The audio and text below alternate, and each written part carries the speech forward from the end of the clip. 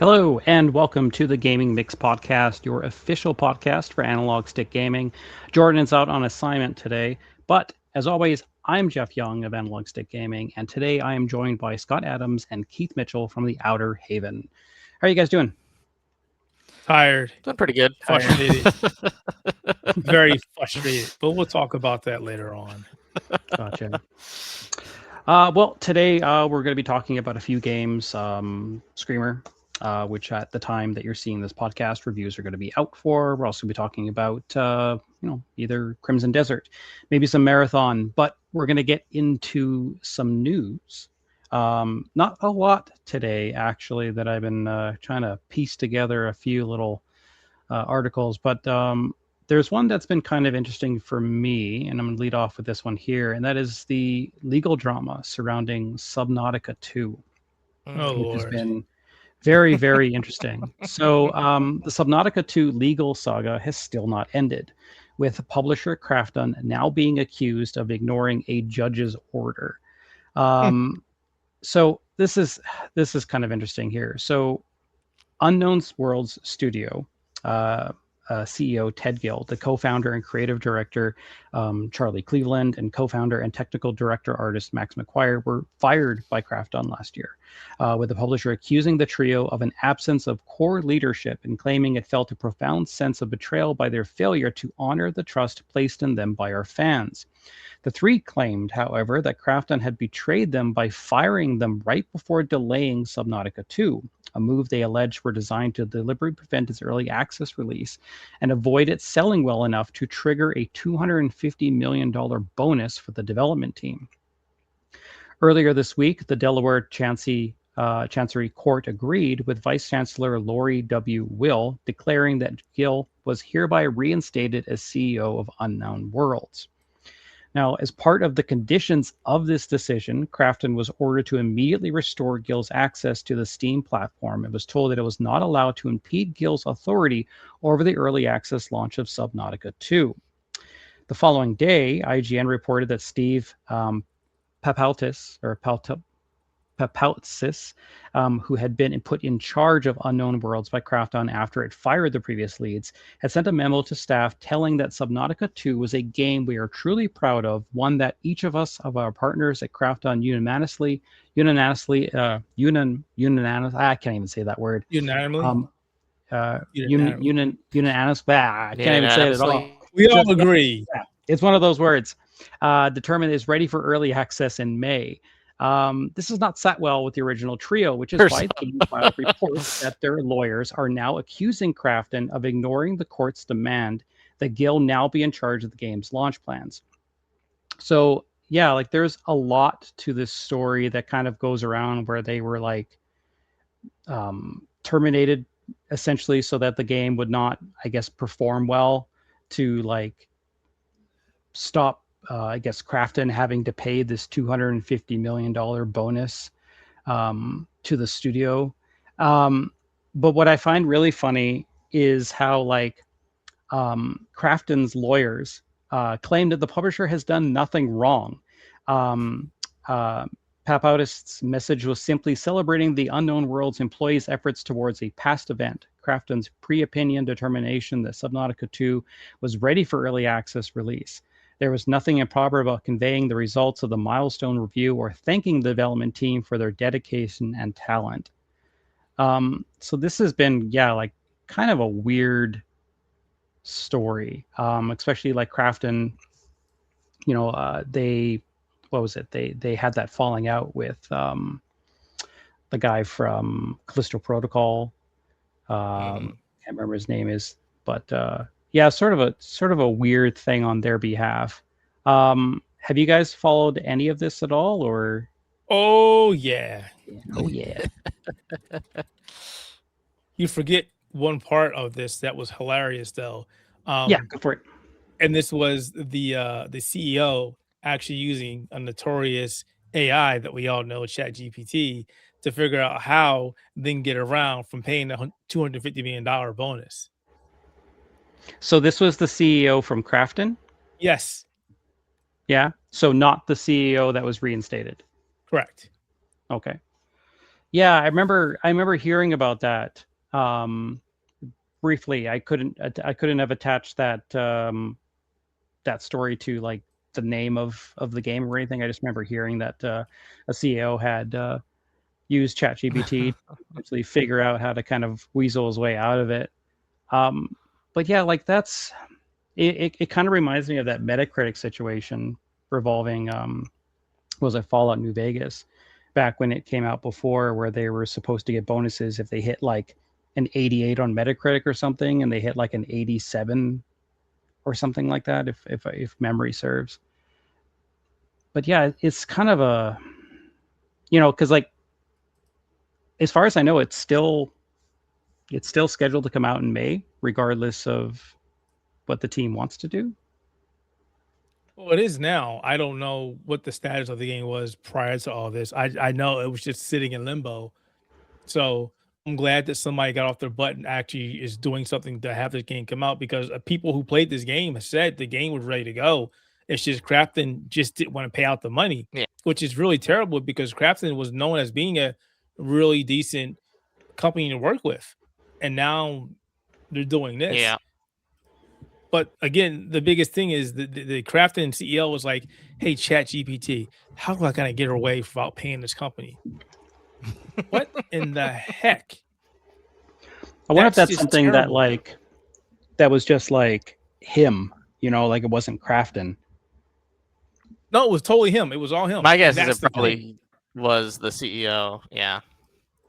And it's just Yeah, like, how do you go to an AI that we've all know is not very good in a lot of situations, and it doesn't really tell you the best things. Yeah. Like I've talked to AI a lot of times just for S and Gs to talk to it and see what it will tell me. Like it tells me games that have been out for months, games that are out yet.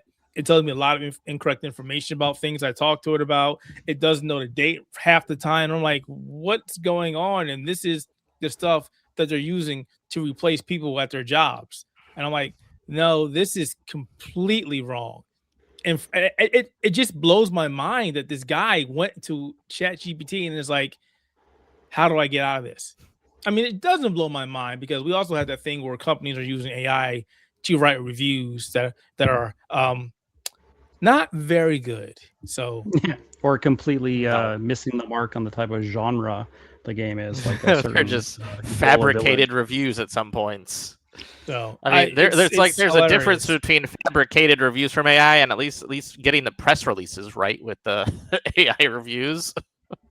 But either way, they're not good reviews. Nope. Yeah. Well, either way, I really do hope that this game, kind of is allowed to kind of release in early access in a good state, despite all of the kind of stuff that's been happening. Because like I know lots of people that have been looking forward to this game. Like even like Rebecca, who writes on the website and stuff. She was a huge fan of the first Subnautica. So Yeah. Yeah, like I said, the oh, people who played it said it's in great shape. So it just comes down to Crafton or the CEO of Crafton not wanting to honor their agreement, which I really hope that everything falls on top of him. Like literally, the world falls on him and goes, "That was really shitty." Also, by the way, you're fired. yeah, yeah, he'll It's go to such a ChatGPT. weird thing to also be upset that your game is going to be good enough to hit a mark. And so you Yeah, want to basically cap it at the heels before it can actually get there. It's just like you're saving money in some places, but you're also losing money in other places. It's not a very long-term kind of eyesight. You're basically just messing for the sake of messing because of a small short-term deal. And that's yeah. it. Especially since like it kind of makes Crafton themselves look bad as well too, because Yeah. of Yeah, kind of completely what look this bad. guy's done. So I don't know. Maybe he'll get fired and he'll use ChatGPT to be like, "How do I get rehired at How Crafton?" do I I how become do a I CEO update my again. resume? Yeah. Alrighty. So we've got let's see here. Uh, Keith, have you been playing much Crimson Desert or I have stuff? not Or- been playing Crimson Desert. Unfortunately, Screamer review. Um, Something else I can't talk about. Uh, Yeah. marathon. it's grabbed on to me a lot more than I thought it would, and just literally just work around the house and also trying to get a new job. So I have not played it. I'm waiting between me starting my new job and me leaving my current job to just sit there for a week and play it. I know it's not going to happen, but I just want some time where I can just sit there and play it and just focus on nothing but the game. Gotcha. Well, in Crimson Desert news, the South Korean company behind Crimson Desert, Pearl Abyss, has seen a large drop in its share price following the first reviews of the game. Pearl Yeah. Abyss, which both publishes and develops Crimson Desert, was sitting on a share price of approximately $43.79 when the market closed on Wednesday. The review embargo for the game has lifted on Wednesday night, and the initial critical reception has been moderately positive, but not overwhelmingly so. As a result, as reported by Seoul Economic Daily, when the stock market opened again that on Thursday, I guess, the share price for Pearl Abyss immediately dropped to approximately $31.90, a drop of around 27%. At the time of the writing, the market is closed for the day in South Korea, and the final share price is approximately $30.70, making for a total one-day drop of 29.8%. Now, Crimson Desert's Metacritic score stands at about 78 right now, which is considered generally favorable on the site's grading scale. It appears, however, that the market was expecting the game to receive a far greater critical reception, especially given the hype surrounding its visually impressive environments. It's possible that the share price may see a rise in the coming days, but despite the lower than expected Metacritic score, it appears that Crimson Desert is still on track to sell well. Now, we've obviously seen like a lot of people kind of like bashing review outlets without even of playing the game, and then Yep. we've seen player, like I think it's sitting at like a 67 or 68% or something, generally favorable on or mixed, I guess, on Steam. So now that players have kind of had a chance to play it, there's a lot of people that are really enjoying it. There's a lot of people that are not enjoying it, or it's not what they were expecting, or whatever the case is. Yeah. I'll get into it when I talk more about the game of what I've been playing. But right now, I'm at the point where I can kind of see both sides. I can see people who have really, really enjoyed the game and scoring it extremely high, and then others that have not enjoyed the game and have scored it, relatively low. And I see a lot of those criticisms in what I'm playing, and depending on, you know, I I don't agree with most of them, but I can see where they're coming from. So like this Yeah. has been kind of interesting for them because, Pearl Abyss, like, they were kind of known for Black Desert, and Yep. that game did fairly well for the MMO space. It didn't light the world on fire or No. anything, but this was kind of like their big single player game that they were working on, and it's been hyped up by a lot of outlets. It's kind of become this thing where a lot of people didn't even know if this game was even real for the longest time, just because of all the things that you could essentially do in this game. But like that's a big jump, like almost 30% stock drop, just due to reviews, even before like the game even came out and there was like public reception. Yep. Yeah, I find it interesting that it was based more on the reviews than its own sales for stocks, at least. Like, I understand that, like, internal data, like internal goals, you probably wanted higher in like Metacritic or OpenCritic kind of numbers. But for like stocks, it's just weird that someone would pull their shares out based on the scores of how it does in a review setting. Especially because we know that just because the game does best scores doesn't mean it won't sell well. You look at all the Pokemon games that seem to have like usually not that good scores, but they will always sell like millions just because it's Pokemon. And so you could argue that because those have IP strengths, that it doesn't matter about how good or bad the game actually is. But that's not always the case too. You can even have games that have really high Metacritic scores and they don't sell that well. So Yeah. Like there's been like sorry, Keith, if you had something there. I'm a little frustrated with this whole thing because we talked about this yesterday on Spectator Mo podcast. And I've been talking about this to a lot of people. And there's a lot of things going on here. One, this game is very polarizing. Can't talk now. Thank you, Jeff. That people either love it or they hate it. There is no middle ground, which is very weird for a game like this. And then you got people who have either one, haven't played the game, two, played the game for a couple minutes or a couple hours and just said, no, the game is terrible. You haven't even put in stock to see what the game is about. Now, I understand that Pearl Bits do a lot of stuff into the game, and some people like they try to make it stick. But if you look at the reviews, a lot of reviews say that it is a good game. Just some things I didn't like, and then there are some people that go, "Oh, I got stuck on explosion for 2 hours. It sucks." Well, that means you suck. Sorry, that's on you. That's not the game.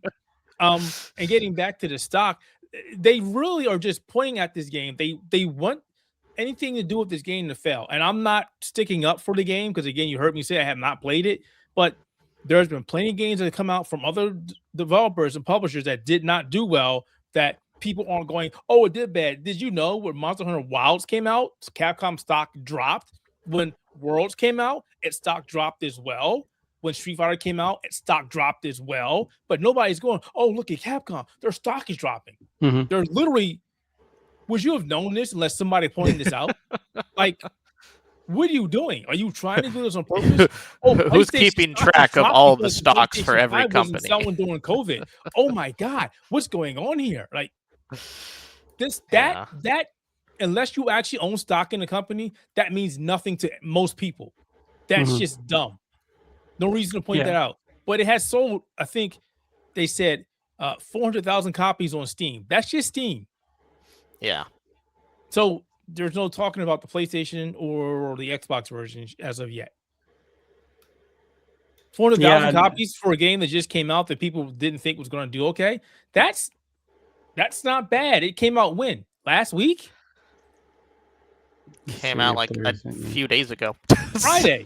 Friday was the Thursday or Friday. So 400,000 copies 2 days ago? 1 day ago? Yeah, so a day ago they reported there was 2 million sales. Yeah, that's what I was looking for. So that means it sold more on the consoles, which kind of makes sense. Because the PlayStation Pro version apparently runs really well. I know PlayStation was fantastic. Yeah, I'm actually at the point where I have a PC code, but I'm like, maybe I'll trade in my PlayStation 5 and my other Xbox does not get touched at all. Get another PlayStation 5 Pro so I can either play it in my office or when I go upstairs in my living room and just sit there and just veg out. Because guys, there are some times I just want to play a game and maybe I'll play it on a console so I can just sit there on a massive TV. I mean, I can do that in my office, but sometimes I just want to just sit there and just go veg out, just completely veg out. And then have people come past. Hey, what are you playing? What is that? Hey, what's that? Hey, how? Because I'm married and I love when my wife comes past and she just sits down and she has an interest in what I'm playing and points out stuff. Hey, you missed that. I did miss it. But thank you. It was a dragonfly. I didn't need to pick it up and eat it. Okay. So picking up tons of bugs in that game. I just hate when this community literally just want certain, you can see that they just want certain things to just fail for no reason. It's like just let it go. Just stop. It's not hurting you. If the game is not doing well and you have no vested interest in the game, keep it moving. It's fine. Go. You don't gotta go, this game sucked. I heard it sucks. I heard you can't do anything. Well, are you playing the game? No. Okay, then keep it moving. Jeez. Yeah, I feel like the gaming space, we have a lot of he said, she said mentality, because a lot of opinions that we get, and especially like those who aren't like actual, let's say, gamers, but those who are like those who act as gamers on social media will take a point and basically run it through its course because they heard one person say this, or they just want to make everyone know that one person said this. And it turns into their opinion eventually later down the line, and it's just kind of messy. Yeah, I mean it's kind of always been like that, especially, and I think it's like even ramped up even drastically more over the past couple of years. I love it when people talk about games they haven't even played yet. They weaponize their community and then start shitting on game journalists because they kind of like the game. Yeah. Yeah. All righty. Okay. So let's see here. So this one has been kind of interesting. I think everyone's seen the clips and stuff like that on various social media. But NVIDIA, their new DLSS 5 technology, doesn't appear to be winning other players over yet. If No. YouTube statistics for its reveal No. trailer are anything to be go by.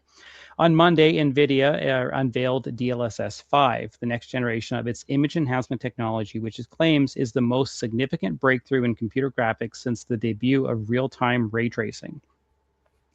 DLSS 5 uses an AI model to alter the visuals of supported games with what NVIDIA calls photoreal lighting and materials.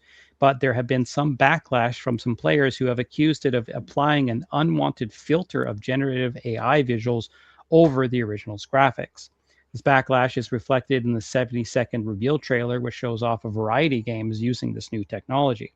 As the time of this writing, the video has been viewed more than 1 million times, but its rate of likes to dislikes is only around 16% positive.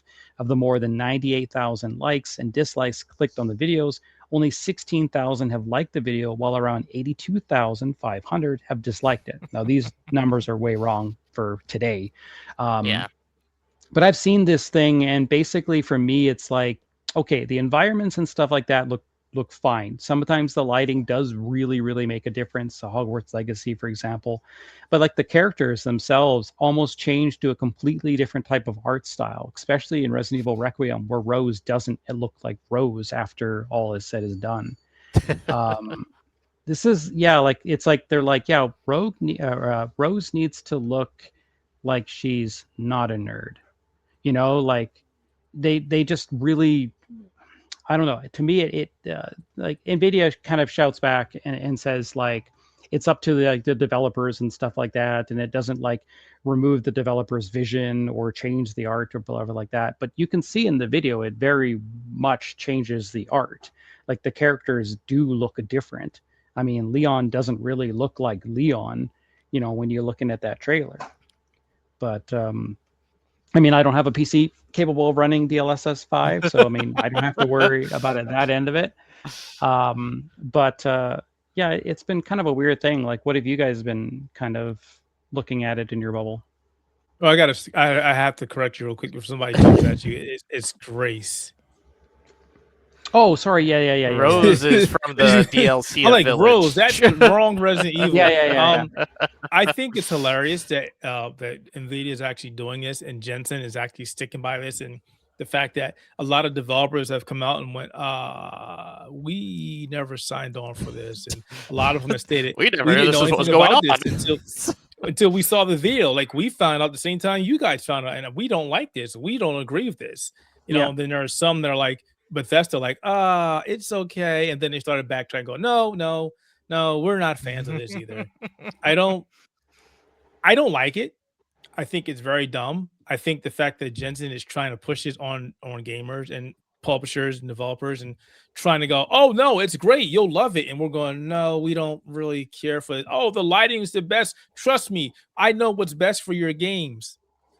No, please stop. Nobody. I don't think there's been one person who's like this, and the people who did agree with this didn't really agree with it. It was like who in Digital Foundry agreed with it? I think it was just one or two people who liked it. I think it was just Richard and Oliver who were over it at the time. And then they had said that they like the initial reveal. They had, I guess, some sentiments, but they don't generally talk about their sentiments in their videos. And so they just like talk about the technology of the videos, which, to be fair, the DLSS 5 technology is a very interesting one, but it is definitely not a needed one. I don't think I like the way that it utilizes the art style differently. I do think, like, if you have like more realistic textures, it does a really good job of enhancing those. But when it comes to characters, or when you have like a specific type of art style, when it tries to up-res it, so to speak, upscale it kind of changes everything that it looks like, so that it ruins a lot of the artistic like fidelity of it. Yeah, like this kind of thing I think could be okay if you're doing like crowds like generic people Yeah. walking about or blah blah blah. But when you've got like a particular design to characters like Grace and Leon and so on and so forth, like they have very particular kind of characteristics, and those characteristics just go completely out the window, when Yeah. you're doing this kind of like AI re-rendering filter kind of thing. But yeah, it's No, go ahead. No, go ahead. I was going to say no, something after that. no, go ahead. The one thing I will mention, not on the topic of DLSS 5 directly, but I don't appreciate how, even though I didn't agree with what Digital Foundry said, I don't appreciate the fact that people are actually sending death threats to these people. This is the same No. stuff that we deal with when people are sending death threats to journalists because they don't like what they say. Like, you need to grow the hell up. You can articulate what you're saying, what you're feeling, instead of going, you must die in a fire. That's not cool at all. You need to stop. Just stop.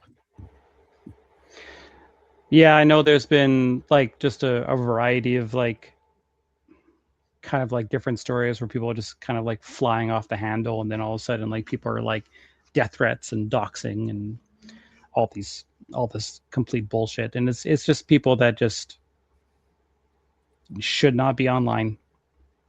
They shouldn't have keys to the kingdom at all. We need to gatekeep the internet sometimes. We do.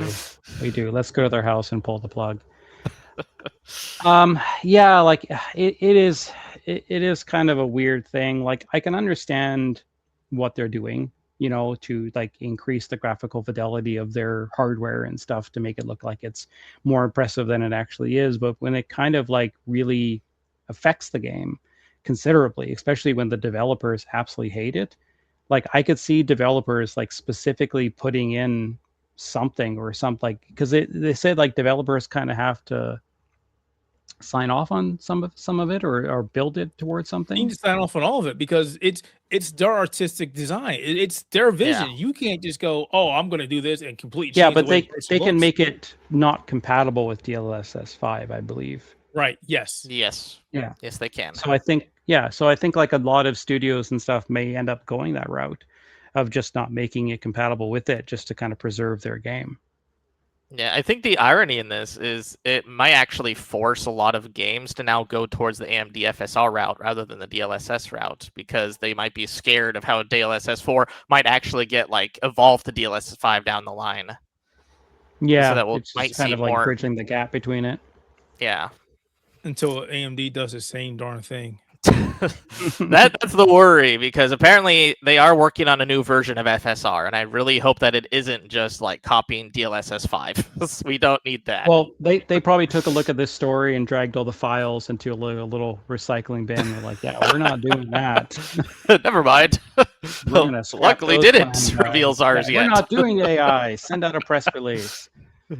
Yeah, it is kind of a weird story. I mean, I've seen it like just kind of everywhere in regards to like social media. Like you go on any type of thing where there's like clips and they're showing like the reactions to it. I was watching Max Money Dude watch that video, and yeah, it's just one of those things where it's like, I don't know. To me, it just kind of ruins the art style of the games. Like I can see what they're trying to do it, but I don't know. I'm not. I don't think it needs to be a thing, though. It is of everything that they could have done. They do this, and it's like you could boost the performance of ray tracing, path tracing. You could not put so much stock in the AI, but this is what you double down on. And clearly, everybody is pushing back and going, "We don't want this," but yet Jensen's like, "Yeah." And the problem is NVIDIA going to listen to the masses? Are they going to listen to the developers? Are they going to listen to the people that are buying our cars? I mean, no, they're not going to. But it would be nice if they actually did. Nice to try. I mean, let's face it. NVIDIA could. I was going to say something rude. I was going to say it. They can do no wrong at this point, and people will still buy their cars because their cars are basically more preferred in gaming, and not just gaming, and also in video editing as well. Yeah, they are the preferred cars. It's also because NVIDIA is the only one that does high-end cards. All the other GPU manufacturers just do mid-ends, so they're just in the middle power ground. Whereas Nvidia still is the only one in the running when you look at like the 5090 or the 4090 that can do anything close to that. Yeah, it was AMD like is pretty much like, we're not doing anything anymore. Sorry, you went high end, we're not doing it. Which is like, well, that's like even what is it like? Even like Intel based cards, Crimson Desert doesn't even run on those, and the developer has no plans to change that.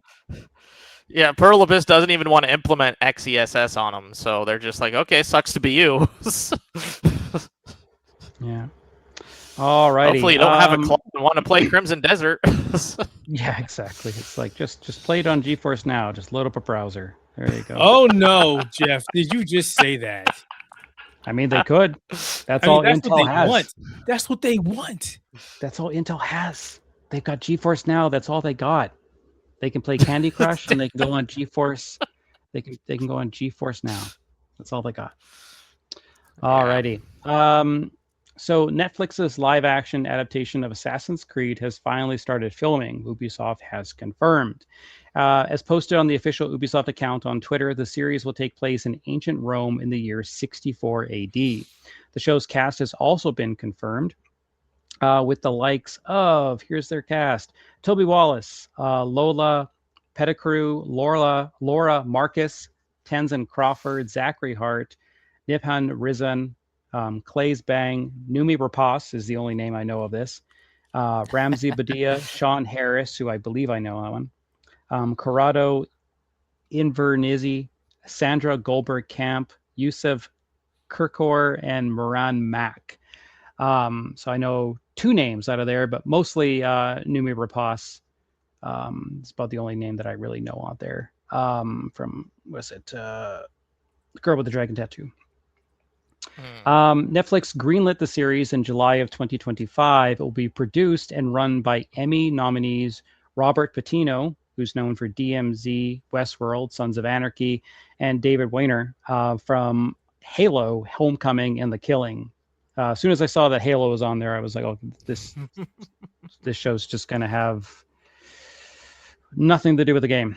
Last year, Netflix described the series as a high-octane thriller centered on a secret war between two shadowy factions, and according to its creators, will follow various characters across pivotal historical events. So I'm just wondering if they're even going to do like the future stuff, or that'll be like a backdrop from when they dive in, and if it'll be like a villain of the week thing where they keep going into like different little, pockets of time essentially. But because I mean, the movie, like when they did the movie, that would have been a fun like, idea. Yeah. Well, the movie did too much of the future stuff and not enough of the past stuff. It did. And I'm wondering if they're going to learn their lesson there, and if they'll just really limit the future stuff, because like that's been kind of driven away from the series pretty much. Like there is like some aspects of future stuff kind of in the new games, but not nearly as much. So you got to figure that they're probably making this series to attract people to the series now. Yeah. So I'm guessing they probably won't do a lot of the new stuff, or they might not even do any of it. They might just have it as like the title opening card, and then that's it. Animus exists, person in it. Now we go to the series. They'll do some like weird thing, and the guy's sitting down in the I don't know, the vat or whatever, where the Animus whatever, and then going into the past and whatnot. I don't know. Like, are either of you guys even interested in an Assassin's Creed TV show? Nope. Don't even care. Nope. Sorry. Like, I like the games as of like after Black Flag. Like Black Flag, I think, is when the series started to get like really decent, and then I think Origins is kind of what kickstarted it. As soon as they saw what CD Projekt Red was doing with The Witcher, they're like, hey, we can do that, but with 4 times as many people. Yeah. But yeah, I don't know. Like I think if the series is done right, I think it could be a good period piece, because I think a lot of adaptations are getting slightly better, to a certain extent anyways. But no, I don't know. Like I think once we see kind of like more footage, and I think once we actually have like an idea of what that show is going to be, because like, again, like you have one of the showrunners of Halo, which is not putting as much confidence in Neon for this. Exactly. There you go. There you go. And that's why I don't care. You hit the nail on the head. Halo could have been so much better. And it's like, no, no. And then we got this. But don't get me wrong, because there has been some great video game adaptations, like Fallout. Fallout is easily the best one. That is a TV Yeah. series and not a movie. So fantastic stuff. I just Yeah. Netflix. I there's too much going on in Assassin's Creed for you to go, where exactly are we going to pinpoint this and make a TV show? And the fans of Assassin's Creed are going to be looking at this and going, no, yes, no, no, no. Yeah. I'm cool. Yeah. I'm gonna wait until I see at least like some type of trailer before I'm like committed to even watching it or anything. I haven't started the new season of Fallout. I will eventually once I've got some time, but there's just been they haven't slowed down on games, guys. I've got No, way they too much haven't. to play right now. Way too much to play, like crying out loud. Alrighty. Yeah, so we're gonna get into kind of what we've been playing.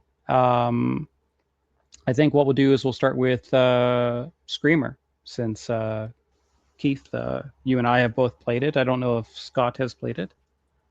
No. No. So Screamer is kind of the third game in the series, albeit way left behind with its prequels, because there was the fourth game. Is it? Okay, because Yeah. I thought it was Screamer and then Screamer 4x4 and then this And then one. another one after that. Was there? Okay. Yeah. So these are kind of like older games that have been kind of reimagined now. They're kind of doing almost what Need for Speed Unbound did, where they took like cars and the world and kind of had these like anime characters and whatnot and anime looks and stuff like that. But it kind of does it on its own little thing. This game looks really good. I like the overall visual look to it, but you have anime characters. And there's a story mode, there's an arcade mode. So the story mode is about a tournament. They can win $100 billion if they win the tournament. And everybody has joined it almost not even really for the money. There's other incentives for them to essentially join the tournament. The game centers around the Green Reapers, who are there to kill the tournament organizer, Mr. A. And you kind of get caught up with everybody's kind of purpose within the tournament, and then eventually going through races and story moments to learn about the characters, to play as them. And when you play as them, you unlock them for use in arcade mode. However, there are other ways to get them as well. But the one thing that I will say about the tournament mode, at least, is it's very, very hard. This AI is wildly aggressive. It to cheats. The point where, yeah, It if you miss like any turn or any turbo or crash into the side of the wall, 5 cars are passing you, and you got to start that all over again. And that's the only thing that I don't like about this game. And they are addressing the AI in a day one patch, which unfortunately we can't review to because we don't have access to it.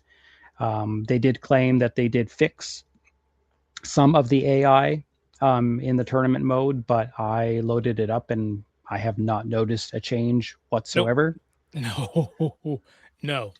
And I will even say that even if you don't miss a turn or whatever, because sometimes you got to slow down and take turns, because the way the game handles a lot of the turns, you have to drift around them.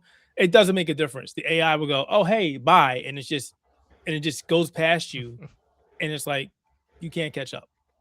You have to restart. Or there's other times where it'll keep doing its striker move, and it's just literally doing it over and over, and you can hear it behind you, and it's like, what?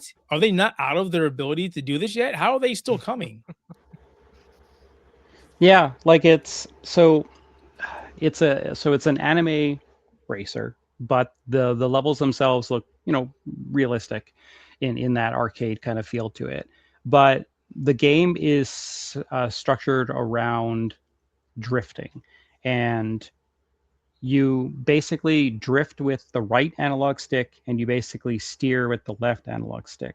So basically, like you're kind of curving around corners a little bit differently. The drifting is way different than pretty much any other racing game out there, which generally is just manipulating the brake.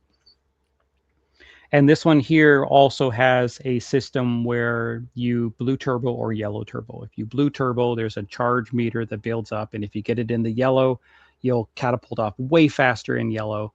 And if you get it in the blue, it will be a turbo, but it won't be a prolonged one. It's just a very quick boost of energy, whereas the yellow one almost feels like it's like 3 times as more powerful. If you can consistently get yellow turbos and build them up fast enough, you can fly ahead of everyone, but getting that and maintaining that is a completely different story in the tournament mode. In arcade, you can actually set difficulty down all the way to, I think, very easy. I'm not sure. But that does, like, arcade mode is a lot easier than the tournament story mode. And you've got accessibility settings for difficulty and AI behavior, but they're only for arcade mode. They say specifically in the settings that it's just for arcade mode. Now, that is supposed to change based off the information that we have, but we don't know exactly what that means or how they're going to implement it. But the difficulty, I think, has been kind of one of the only things that, as far as I know, is the major criticisms of the game. Or like, what do you have with it? Because that was pretty much it for me. I don't like the fact that we couldn't do multiplayer. I really wanted to test that. Yeah, I couldn't find any matches whatsoever. I think maybe it was me, but I do believe that certain cars do handle differently, but there's no kind of indication of, oh, hey, this car drifts a lot more than this car. Like if you play a Ridge Racer game, God, I Yeah, miss Ridge Racer. It will tell you, hey, this car is a drift type car. This one's a grip type car, and certain cars just behave differently, but there's yeah, no indication of that. There's also the mechanic or the cosmetic where you can change things in your car, like your bumper and the colors and the spoilers and things like that. But it's just cosmetic. It does nothing for the car. yeah. There's no tuning, despite having a garage and a mechanic woven into the actual story mode. But you do get a corgi driving a car with mind control, so that I do like. That's awesome. That's awesome. I also one of the issues I also have with the game, and I hope they address, is when you're playing the game and you, or not you per se, but another car in front of you blows up, it just obscures your vision, completely obscures your vision. And it's like, uh, is it another car in front of me? Did it happen right at a turn? Like, what's going on here? Hmm. It's too visual. It needs to be toned down a tad bit. Yeah, like, so the game's got, so basically for what it's got arcade mode, which consists of either just solo races. You can also play split screen for 2 to 4 players. You've got duos mode, where it's one and you other, it's like a team mode. You've also got trios, because each faction of the 5 factions have 3 players. You've also got a checkpoint system, which is basically like a you race until your timer runs out. I love You that keep, mode. you keep hitting I love that. checkpoint, and then it puts the clock back up. There's survival mode. There's also score challenge, and score challenge is like 3 races, 5 races, whatever. And one of those races or whatever throughout it will be against a rival. And if you beat them, you unlock them for use in arcade mode. They also have overdrive mode, which is basically just don't crash or the round's over. But when you smash into other cars, you remove them from the race. Then it's got online, which yeah, like I wasn't able to test whatsoever, but it's 2 to 16 players, I think. So like it's got a lot there in regards to what you're doing. Like the story mode is not terribly long. It's 24 chapters. I think it only gets hard around, I'd say chapter 12 is roughly when the difficulty spike kind of ramps up for a lot of the AI. But it just feels good to race. Like that's the one thing that I really like about this game is like it just feels good. I think that drifting mechanic, works really well. Keith, we were talking about when we were playing Marathon the other day, that what would this feel like with a steering wheel? Yeah, But that's the question. Like, how do people with a steering wheel play that game? Because you need the right analog stick, and there is a accessibility mode where you can actually play the game with just one side of the controller, one handed. But I have no idea how you'll play with a steering wheel. That somebody's got to yeah, do it and tell us because that's weird. yeah, I have no idea. Like, Logitech, hey, reach out, send me a steering wheel. I will personally test it. The other Um, thing I like about the game though is one of the cool things is you do not have to play the game in story mode to unlock all the stuff. You can just keep playing arcade mode and just unlock everything in the game, which is great if you don't want to deal with the story mode, which is I thought the story mode was okay. It's just nothing special. I'm a Ridge Racer. I just want to race. And this game has a plenty of modes to race in. Plus, you can modify some of the races so you can say, I don't want cars blowing up. I don't want yeah, any strikes. I don't want you doing this. I just want to race. And you can yeah, do it. And yeah. still You, unlock you stuff. bake like your custom races and stuff like that. Yeah. And each car has like a different ability. The one I like is where it uses less of your bar to essentially utilize the turbos and strikes and stuff like that. Um, it's just like like I always come back to it when I'm thinking about it. Is it just it's a very good feeling racing game. It is. Like it definitely does feel like that kind of Ridge Racer style of arcade racing. Like this isn't like the Cruising Blast or Samurai or Samurai San Francisco Rush type of arcade San racing. This Fran is Rush. Yeah. yeah, like this is more like your just traditional arcade racing game, like the likes of Ridge Racer, and it just feels good. And that's one thing that I've wanted in a long time is kind of like that good feeling arcade racer, because we don't have the like of Split Seconds anymore and stuff. Like no one's really making arcade racing games like this. Like obviously the likes of something like Forza Horizon, I think I have more fun driving the cars in that, but this is still like a very, very good feeling arcade racer that I just want to see the difficulty kind of toned down for the majority of the people that are going to buy this, because like the people that are really good at racing games are sticking with like the motorsports and the Gran Turismos and stuff where they're fine tuning their cars and stuff like that, whereas arcade racing games are a little bit more casual because they're meant to just be a pick up and play. And I love that this has 4-player split screen, because that makes that pick up and play of people playing together. But when you are just constantly losing to the AI, even at standard difficulty, there's something wrong there. And I'm really glad that the developers are fixing it on a day one patch. I mean, I would have loved to have played that game, but I mean, like now that I'm done the review, I have to move on to other things. So like I'll jump back in and see how the AI feels and try out some online matches. But I do still really, really like playing this game. Like just jumping into like one race is just it feels good, and that's the one of the best things that I can say is that once that difficulty is fixed, that I think that this should have a pretty decent audience. But it's kind of a very packed March Oh right my now for God. a lot Yes. of games. I really hope that this game does good because Milestone has put a lot of love into this game. When I talked to them, they were very excited for this game. Um, I'm not sure if people are really going to enjoy the story mode. I mean, it's fun, but again, people who pick up this game are going to go arcade racing and they're going to go straight to the arcade racing mode, which is Yeah, fine. And I really hope multiplayer is good. But the thing that's really going to really going to test this game is the fact that it's a $70 game. And that's going to be a problem for a lot of people. yeah, especially for like an arcade racer, like this should be at most a 50 US.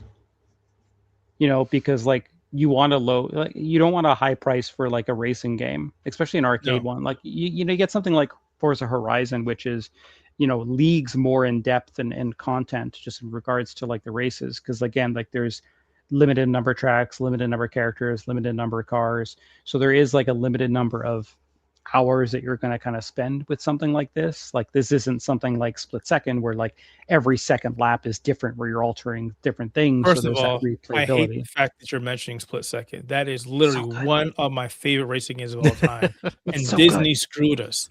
It's so good. The game ended with part 2 basically is coming, and then he's like, no. Nope. No. But yeah, no, like it's good. And like again, by the time that you're seeing this, reviews will have been out, so you can go and check our reviews at Analytic Gaming and the Outerhaven. Yeah. Do you guys have any other games before we move on to another game?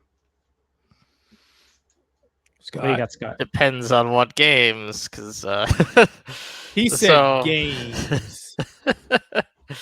I Yeah. guess one thing I can kind of rant about is I played the new Seven Deadly Sins Origin game. Okay, that's that online one through. Yeah, it's the free-to-play gacha game that's on PlayStation, mobile phones. Yeah, and I was gonna PC. play that, and then Monster Hunter code showed up in my inbox. And... Well, but mine was the other way, where I played that instead. So Seven Deadly Sins Origins is it's okay. It feels like it takes a lot of Genshin Impact, and I feel Okay. like the problem is that it does take too much. Like even like the city of Leonis is basically like a copy of Mondstadt, and Nope. They came for Scott. Genshin Scott Impact came for froze. Scott. No, it's just he's like a frozen. character model. He's There back. we go. Oh, sorry. It's Mondstadt is the basic like Leonis now. Seven Deadly Sins, though, art style is still there for the character models, and the battle system is not the same as like Grand Cross, which is the other Seven Deadly Sins game that Netmarble did. Okay. And honestly, I think Grand Cross is probably one of my favorite games of Netmarble because it is the absolute probably best way to experience the anime story of Seven Deadly Sins. But that's also just because the anime of Seven Deadly Sins keeps going downhill every single season. So the game only gets better and better in the Grand Cross when it comes to their cinematics, their presentation, and everything. So I was glad to see them working on Origin to be able to do like basically the after story of the anime and make it on a much. Oh, What is he died doing? again. He's died playing. again. He's downloading something. Seven We'll Deadly just Sins render. game for him. He's back again. Sorry. I don't know why, but I think my camera and everything keeps shutting back and forth. I think my internet must be getting not good for some reason. But so yeah, Seven Deadly Sins Origins has a problem though, where it has a very small roster of gacha characters.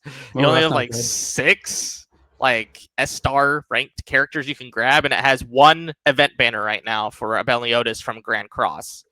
So, and they give you a free S-star S rank character with Guila for just starting the game, which is actually really good. Guila is pretty powerful with a lot of strong AoE attacks. She's not really good against bosses, but that's fine because you don't need to have too much energy as long as you're killing all the mobs around the boss, that you can just do your normal attacks on the boss. Yeah. So I think it's gonna be a problem with Origin and seeing how it progresses, like how fast they're gonna add characters or models or things that they can do, especially with how bad the rates are. So another problem that I have with like the gacha system is it again takes from the Genshin Impact one, where you have only one guaranteed character per role. So all the other stuff you can get are weapons. And so you may do like a full multi and get one character you already have. So you just get a dupe. So it doesn't feel as satisfying to do like a multi on a banner on it. So it's only launched with 6 possible characters? 6 possible S ranks. It has, I think, like 9 A rank characters. So there's a lot more A rank characters, which again, you're guaranteed one character. So you can get an A rank character, which is most likely we're going to get, or you can get an S rank character, which is the better rank character. So it's just one of those weird things where it's just like there's a lot of like characters in the game, but like everyone's only going to go after the S ranks. Like they only care about the S ranks, the gold stars. Nobody's gonna care about getting like the good free to play team. You do get so far I've had 2 free characters from the game. One was Guila, one was a character you actually get in the game from the story. So it is nice that they give you characters, but it's also one of those things where it's just like you're not going to be incentivized to pull because you could get really bad pulls, which even in like Grand Cross in the beginning was really tough because once you get all the free characters, like all the R characters and all the SR characters, and he crashed again. Is he coming back? Useless dupes. Oh, okay. Yeah, no, like I had seen that. I'm like, oh, hey, actually, this doesn't look too bad because like with the free to play games and stuff, you just generally don't need PSN. So I was gonna check it out, but then yeah, like I've been playing a bunch of Monster Hunter and then now Crimson Desert. But no, it actually looked pretty good. But yeah, like I think it's everybody kind of jumping into the Genshin space because of how popular that's been kind of going. Yeah. I mean, like Honkai Star Rail has been going fairly well, and Zoneless End Zero probably less so. I haven't heard too much. Yeah, Zenless Zone Zero is a lot more niche for some reason because the gameplay is a lot tighter than Genshin, and yeah, I like the combat. I just don't like that hacking mini game they force you to do every 20 minutes. Yeah, the actual exploration, so to speak, with going into the hollows and stuff. Everything. Yeah, it can get pretty boring. Yeah, for but sure. yeah, the actual combat of Zenless Zone Zero is great. Anyways, yeah, so Origin has its problems. It will depend on how the after effects work with it, the character banners. It also has a lot of bugs, like a ton of bugs. Oh, wow. So, and the newest update that they made to upgrade and to remove these bugs only added more bugs to the game. So, you know, of course, that's always I probably uploaded the wrong version. Yeah. All be explained. Yeah. Another game that I'm playing was Etrange Everlord. So this is from NS America. It's done by the same team that did Disgaea, and they're doing an action RPG battle system instead of like a tactical one that Disgaea always does. But this absurdist humor is still there. The story is still extremely fun and bombastic and bonkers. And I think the graphics is actually pretty decent for like a 3D chibi-ish type game that the NS America teams have been doing a lot more with NIS. Like their actual stuff with like Phantom Brave, Disgaea 7 and everything. So I thought it's pretty solid, but it still has some of the issues of it can get a little bit repetitive because the battle system isn't the best. It's fun, but I was expecting more from like the premise of it being like a musical and rhythm-based action. It's only slightly rhythm based. Like there's not a whole lot of rhythm to it. It's more just it's like a rhythm based in the sense that most other action games are rhythm based, where it's just like fight where this little ping is and you can get this to increase your attack and stuff. It's not like actual like musical rhythm based, but it does have really fun and bombastic like opera scenes where like the entire like cast will get in and do like their own like opera singing cast to like talk about like what they were just doing or like their own I Want song kind of a deal. Which is still really fun to have. So they still have those moments, which I think is really good. It also is one of those games that feels like it's going to end close, like it ends too soon, but then they add like an additional story on top of it. So you get to like, oh, I took over hell, and it's like, no, you didn't. Yeah, that was like one of my favorite missions, actually, or boss fights in Baldur's Gate 3 was a guy singing as you were doing all that stuff. So like the musical stuff has been always kind of fun when implemented correctly. Yeah. Nice. Keith, what have you been playing?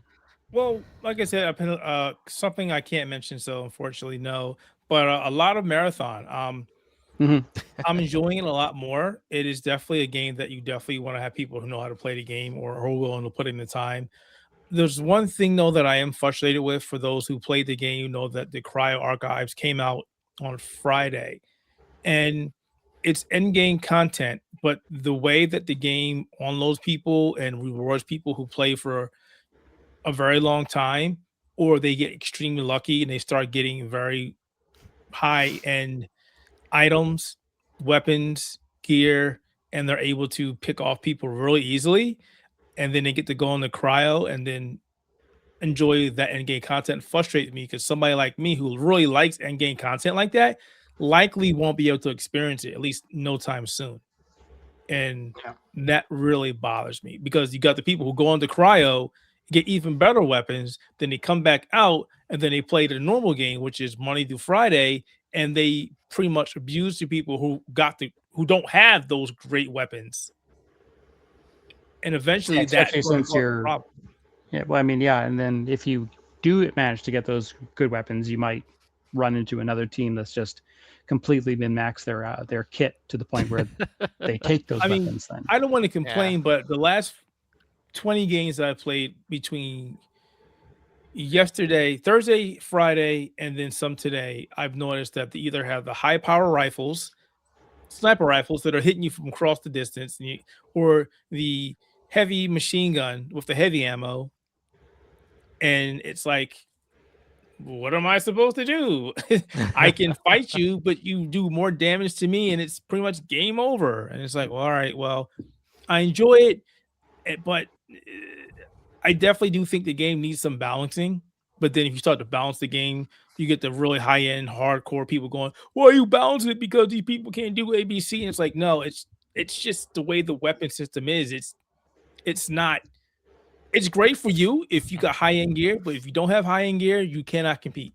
And I'm tired of people going, "Oh, you can compete with a free kit." No, you cannot. No, No, not with those players. it's not. No, it's not happening. But you keep thinking that, but no. That's it. Yeah, like I had a chance to. I've only played just a couple rounds. I did jump on earlier today just to kind of like go through all the, I guess, stuff you do when you prep your character, but like all the things that you can complete that get you stickers and all that kind of stuff. So I don't have to worry about that when I go to play next. But yeah, like I'm still not a fan visually of the aesthetics. But no, when the you say that, gunplay, are you talking about like the user interface, or are you talking about the visual? I'm sorry, the menus. no, like the menus aren't terribly great, especially since like I'm fighting to just click on activating a contract when the little green tab below it disappears, and I'm trying. I just want to click. I just want to accept it. I just want to accept it, but it just keeps going away. No, aesthetically, I just don't like what the game looks like in gameplay. Like I don't like the neon kind of plastic That's fair. matte finish. I Like, enjoy it. I kind of like for it. that, but everybody has their own opinions on that. Yeah, I just don't like what it looks like. I don't know. I just don't like the like the walls and the buildings and all that kind of stuff with that kind of look to it. It's almost like it's got that kind of like light sheen to it that kind of like removes a lot of the detail until you start getting close where the light's not kind of hitting it. But like when you look at things from afar, when you see the light coming down in the swamp area and the lights and stuff, that looks fine. But I don't know, there's just parts of the game that I'm not sold on visually. And like, yeah, the menus are a little complicated. The story is, I'm not interested in the story at all. Like so far the story I've got is, oh, hey, we've got another person that's interested in hiring you, runner. Here's their contracts and stuff. Like that's kind of what I've got out of the story so far. But again, like I'm only a day's in, or not even that, just a couple hours really in. But the shooting still feels good. But I mean, this is a studio that's done that for almost their entire legacy. So I mean, like, of course, the shooting's going to feel good. The characters seem kind of interesting. I've only dabbled with the one character so far with the cannon arm and stuff like that, and her slide and double jump. I like those maneuverability things, but yeah, like it's one of those things where it's like it is those types of games where the rich get richer, so you are gonna, as new players, you're gonna suffer quite a bit because like we had a couple successful exfils. I do like the exfil, that whole type of thing with that machine spinning around and then all going weird and whatnot. Like that's kind of neat, and the robots and stuff that you shoot and whatnot. But yeah, it is one of those games that will take a little while to kind of get used to, because there's so many different like weird upgrade menus and all sorts of things that come with like playing that game for a long period of time. But let me see what else I've been playing here. So I wrote it in here. Yeah, so I'll talk about a Crimson Desert here. It has been good. Like I do like playing it. I still think the character does move a little too slow, and I think there's like sometimes too many animations of certain things, which is the same issues that I had with like Red Dead Redemption 2, where the character kind of felt like they were moving a little slow. I think this is like the same conversation. Just people don't look back on Red Dead 2 with the character being slow and think he was like the Flash for some reason. No. But like the combat does feel good. I kind of describe it as almost as if like the Batman Arkham games took place in The Witcher. Like it has that kind of appeal to it, where you're like rolling around and you're attacking, and it does that kind of like push attack towards the characters, so you're not whiffing as much.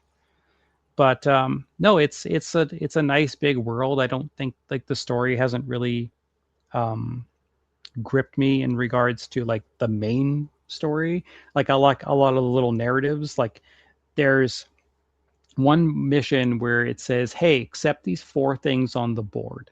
So you go over to the notice board, you accept these 4 missions, and what they don't tell you and what you find out is that all those 4 missions are actually connected by one thing that then makes these little narratives then bleed into the main narrative.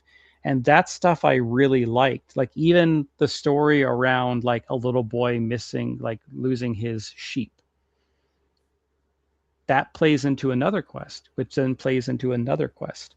And that stuff I really liked, where they were kind of like making this world, this small little area around the castle area, feel like you're helping out a neighborhood.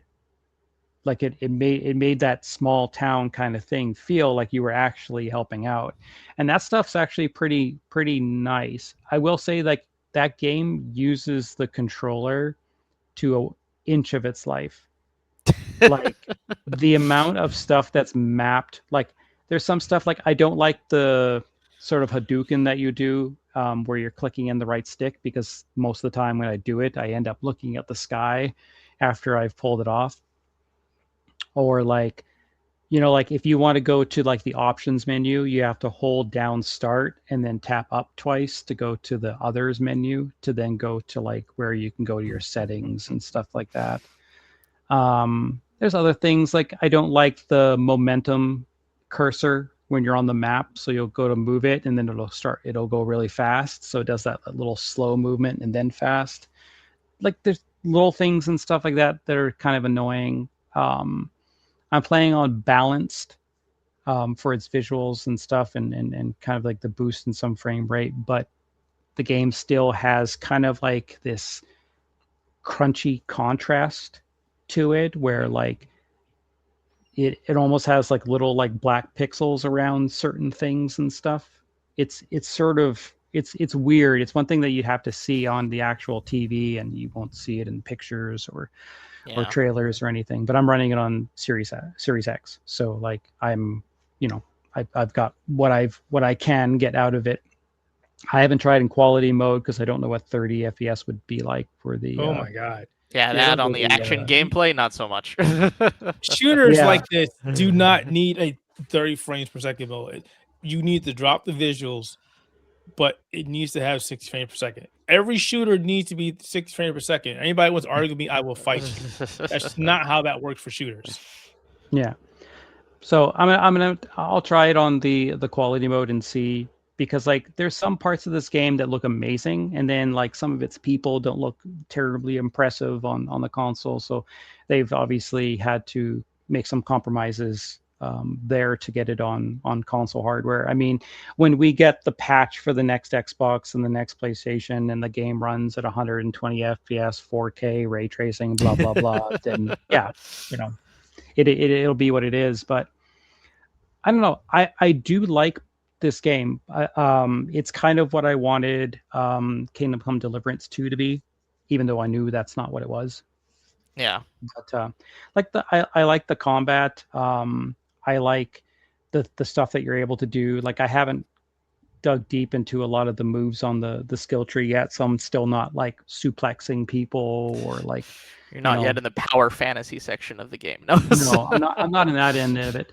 But I will say, like, my biggest complaint with the game, my my biggest significant complaint with the story and stuff is your character doesn't seem surprised by all the weird things that start happening. That kind of introduce him to like the story, because like you start off, there's like a big fight, and then you end up like, a couple days later after that fight has resumed or whatever, and suddenly you're being visited by all these weird things that start pushing you towards your destiny, and the character just feels, he's just kind of like, who are you? Blah blah blah. Wait, where'd you? Oh, you're just fading into leaves. Cool. So All basically, right, you're and saying then is the character's like, I've seen some shit before, so this doesn't really bother me.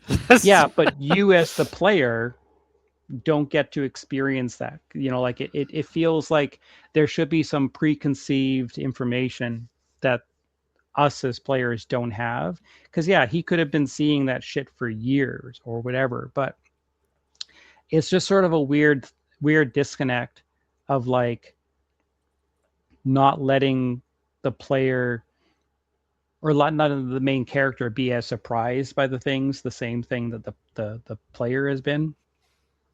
But like, that's my biggest issue with the game right now, is that I don't kind of feel attached to Cliff, because it doesn't feel like he is designed around being attached to, or being like emoting with the player at the same time. But no, like I like a lot of the little story missions and stuff. I like going out and like collecting the bounties and stuff like that, and like bopping them over the head, slinging them over my horse, and then taking them to the jail. Like, that stuff's fun, going and collecting those. And there's like, it feels like they've built a game that is like, okay, it's going to take place in a Witcher-like world. It's going to have Tears of the Kingdom type of like cities in the sky where you're like, on those things and stuff and whatnot. But then it feels like it has that kind of like realistically animated slowness to it that Red Dead Redemption 2 had, where it felt kind of a little slow to play. So it doesn't have like hyper realistic, like I can basically hit jump and grab my drink before he's jumped. Like, it's weird. And like, again, like, he is that one where you're turning and stuff, and he's like turning around and then walking away and stuff. Like, the initial walk speed should have never been approved. Like, he walks so slow. Like, you hold A or double tap A to like start running and whatnot, and like, that's not that's been done before. It's not treading new ground with like reinventing how running works. But there's so many times where I want to run, and when you click in the left stick, your character crouches. So like, that's a little weird and whatnot.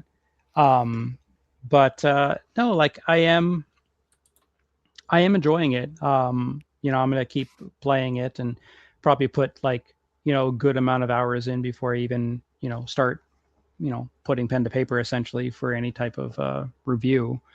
But when I see like the reviews that are like 4s out of 10s, and 5s out of 10s, I don't see that. Maybe that's expectation kind of like leaking into the opinion of it. But I mean, like, I don't see like the 9s. I've seen a couple 9s, and I don't see a 9 here in regards to it. Like, the story is like, I don't think even remotely engaging, because it is mostly kind of like a revenge story and like a rebuilding story that takes a very long time to kind of get to the little beats that it needs to remain interesting. But until then, you're basically just like going around this massive area, which I still haven't figured out how to really fast travel. So I've been hoofing it everywhere. But thankfully, you get a horse right off the bat. So See, the thing with that is something I've mentioned many times when I do reviews. Story is not a factor in my scoring whatsoever, because you could like a story and I could hate it. It's no different than a movie. So scoring a story well, should never be part of a review process. To me, for me, it is mostly because it doesn't matter if I like the story or don't like the story. It's how well is that story actually delivered is what I'm kind of scoring it on, because I can sit here and be like, oh, I absolutely hate the storyline in Last of Us Part 2, but I know it's competently written. So I can sit here and I can criticize the fact that I don't like the story, but it is something that is crafted well enough that people that I can see that people would get invested in. So it's like, I don't like the story so far in Crimson Desert, and that is because I don't feel the story is told well. I don't think the story is conveyed well enough to make us feel like we should be on Cliff's side, or we should have, emotional attachment to Cliff, because they haven't given me a reason to. Like, when you start seeing what the story is kind of about in the first opening moments, which is engaging, and then it just kind of falls off a rock, essentially, and like, it just doesn't feel like it is told well enough for me to be engaged with the story. I'm more engaged with the combat and the little bits of narrative that kind of flow around. But I just don't think the story's told well. Is the my biggest issue. So like, if it was extremely well told, like for example, Crimson Come Deliverance 2, that story is told extremely well. But again, it wasn't something that kept me captivated to kind of push through it, even though I knew what they were doing was extremely well done. But I don't know, like, I just don't like, right now I'm kind of sitting somewhere, roughly between like a 6.5 and a 7.5, kind of in that little realm, because I don't think it's, even approaching that like 8 out of 10 quality. Like, maybe once I start upping the combat skill tree and start working into more of the other things and stuff. But right now, that game feels like it's just doing so much on the controller that it's so hard to remember half of it. Like, I had to use Google to find out how to like lock on to my target, because I could not find a controller menu at all, to figure out how to do that. I know it's in like the guide or something like that, but I just want a picture of a controller showing me everything that I can do. But like, yeah, like, it is still good. Like, I think it's still a very good game. I've seen people listing it as a bad game, but so far all they ever talk about is the movement of the character. But no, that's about it for Crimson Desert. And yeah, like, I'll be talking about it more on probably like the next episode as well too, and that I get some more time into it, because I've only, I think, played for about 6 or 7 hours, I think, so far of it. But it's crashed probably a dozen times at least. Jeez. Like, it just says my Xbox overheats and then it shuts off. Oh, wow. Okay. Yeah, so I have my Xbox out next to my TV now, instead of the perfectly ventilated TV stand that I've got there. So I don't know. They're gonna need you to get like ice cubes on top of it or something. Yeah, I don't know. But does anybody have any other games that they want to talk about or can talk about? Nope. No. I've gone back to playing Dot Hack Infection. Yeah, I heard they're making a new one. Yeah, Dot Hack Zero is coming out, or eventually. It's been announced, but there's no like date or anything. But it did make me want to go back to play Dot Hack again. So yeah, that was a series that I always remember playing, and then I think I only ever played like halfway through the first one or something like that, even though I think I own all of them. It's good. But it's also very the control scheme is very outdated. Because you have to use the camera with like the L1 and the R1 buttons, and it's just like, that's awkward. It was like those games that were made where we have to support the original PlayStation controller. Yeah, So, it was. The camera's awkward, and that was one thing that I remember going back into and not being too happy about. But I do remember the music extremely well, and that sent me into a whole nostalgic line of thinking where I was just listening to the music for at least like 1 minutes before I even pressed the start button. yeah, those are. I remember it being such a good game, but that was a very, very long time ago. Yeah. But yeah, so like next episode, I'm going to talk more about Crimson Desert, and then I'll probably talk more about Monster Hunter Stories 3. Rebecca's playing through that for review. I've played probably around 20 hours of it so far. It's very good. It's like they took all the stuff that was the best out of 1 and 2 and then put it in this one, and then all the stuff that was not good, they kind of limited it or removed it. So there's a lot of the game just feels like it was built for like quality of life improvements. Like everything just feels really, really good to play. And I like you throw monsters out back into the environment to build up variations in the environment. So you're like, oh, I want like the Blood Queen Rathalos or whatever, or Rathian or whatever like that. And when you get your environment up to an S rank, those will start appearing. So then you'll get these like really, really rare versions of those monsters by catching a whole bunch of monsters and then releasing them back into the environment so that they can continue to produce more eggs. So there's some really, really neat things that game does, but I'll talk more about that when I can get back to it, because I'm going to be buried in Crimson Desert for probably till the end of time. Yeah. So we have the Screamer review that will be out as you're watching this. Sunday. This will go out on Sunday. It's so crazy. I've never had a game go out on a Sunday. Yeah, it feels weird for that. That was weird because like they've kind of swapped that timing around. But Nintendo likes releasing games on Sundays, so it's not it's not a day that's anti-video game. But all right, well, I want to say, Scott and Keith, thank you very much for being on today's episode with Jordan being out and about. So what are you guys working on that you can talk about, and where can people find you? We'll go with Mr. Scott first. Alrighty. So I'm hopefully going to be able to work on more games for next week.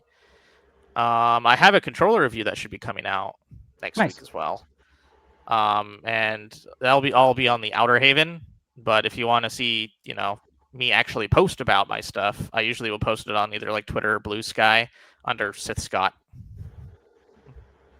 Nice. And you can find me over at theouterhaven.net or also on Blue Sky under the Outerhaven or Shadowhaxer. As for what I'm playing, you guys already know, Marathon. Marathon's going to have me stuck for quite some time until I can Marathon for days. Talk about the other game that I can't talk about yet. Nice. Because we don't break embargoes and NDAs over here. Nope. Unlike some major outlets, and then they still keep getting code. Yeah. Let's not talk about that. Makes me frustrated. Yeah. As for hardware for myself, I'm going to be having a review coming out for the new Height 70 Firefly Edition case. It's the collaboration between Honkai Star Rail and Height. This case is awesome. Like it's like, no. oh my god, it's higher than my couch sits where I'm sitting. Like that's how big it is. It's massive. And can't imagine putting that on a desk. Yeah, it's huge, and it's so far from what I've seen is really nice. It comes with like 4 sets of keys for a mechanical keyboard, so I'm gonna have to play around with those. Really nice keychain. Also came with like a really nice mouse pad. Like this thing's absolutely amazing. So that review is going to be dropping in the next couple days on Analog Stick Gaming. But other than that, that's pretty much it for today's episode. Please do visit both Analog Stick Gaming and the Outerhaven. Take a look at some reviews. Take a look at some opinion pieces, and of course, check out the YouTube channels for the variety of different podcasts that we're both putting on. But other than that, that's pretty much it. Again, thank you guys for joining, and we will see you guys on the next one. Bye. See ya.